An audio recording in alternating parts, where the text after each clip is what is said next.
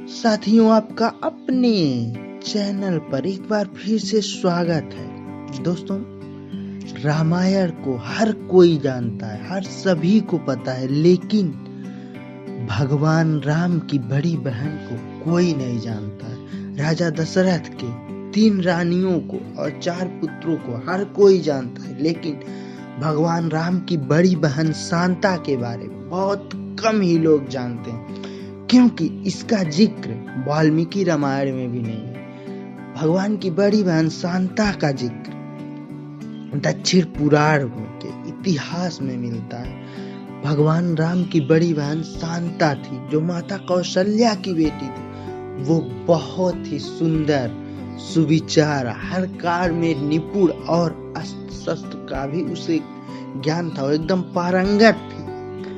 वहीं रानी कौशल्या की एक बहन थी जिनका नाम वासिणी था, जिनका विवाह अंग देश के राजा रोमपद के साथ हुआ था, लेकिन दुर्भाग्य से उन दोनों को कोई संतान नहीं थी। एक बार अंग देश के राजा रोमपद के साथ उनकी बहन वासिणी कौशल्या से मिलने आई थी। जब सभी एक साथ बैठकर भोजन कर रहे होते तो शांता की कार्यकुशलता को देखकर वासिणी मोहित हो जाती है और बोलती है कि वैसे तो मेरी कोई भी संतान नहीं है, लेकिन मेरी इच्छा है कि शांता जैसी मेरी एक पुत्री हो। वासिणी की इस बात को सुनकर राजा दशरथ उन्हें शांता को गोद देने का वचन देते हैं। इस प्रकार भगवान राम की बड़ी बहन राजकुमारी शांता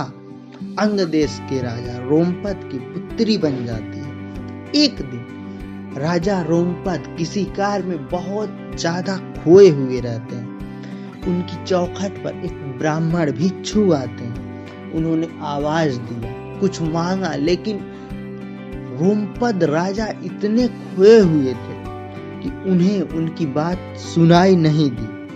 ब्राह्मण को लगा कि ये हमको नजरअंदाज कर रहे हैं, इग्नोर कर रहे हैं।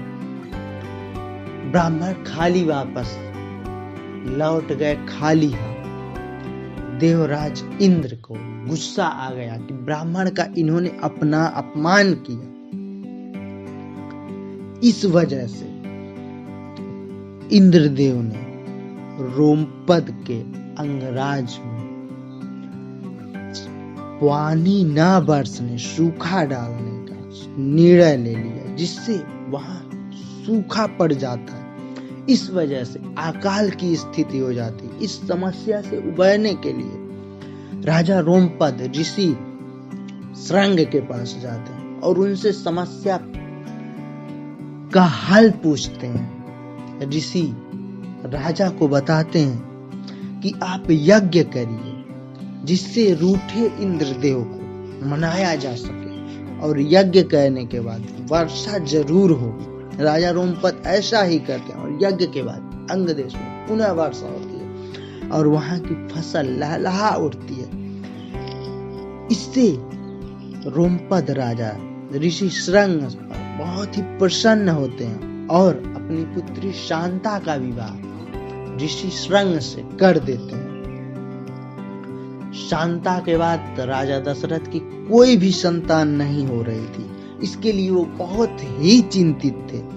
इसी कारण वह भी ऋषि श्रंग के पास सलाह लेने पहुंचते हैं। ऋषि श्रंग उन्हें बताते हैं कि यदि आप कामाक्षी यज्ञ करते हैं तो उसके प्रसाद में, यज्ञ समाप्त होने के बाद जो प्रसाद आप बनवाएंगे उसमें आप खीर बनवाइए, और जो खीर बचता है उन्हें आप तीनों पत्नियों कौशल्या, सुमित्रा और कैकेयी को खिला दीजिएगा, जिससे आपको संतान की प्राप्ति होगी। राजा दशरथ कामाक्षी यज्ञ करवाते हैं। यज्ञ के प्रताप से रानी कौशल्या को पुत्र के रूप में भगवान राम, कैकेयी को भरत और सुमित्रा को लक्ष्मण व शत्रुघ्न की प्राप्ति होती है। चारों पुत्रों को अपनी बहन के बारे में कुछ भी पता नहीं था, शांता के बारे में किसी को कुछ भी मालूम नहीं था। लेकिन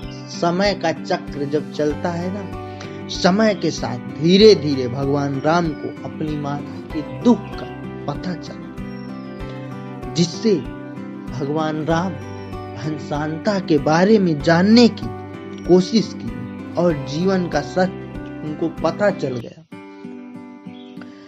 बहन शांता के बारे में जानने के बाद भगवान राम अपनी माँ को बहन शांता से मिलवाते हैं और सभी पुराने मतभेदों को दूर करके एक साथ रहने का वचन देते हैं। दोस्तों, दक्षिण पुराण में इस इतिहास, इस कहानी का जिक्र है। भगवान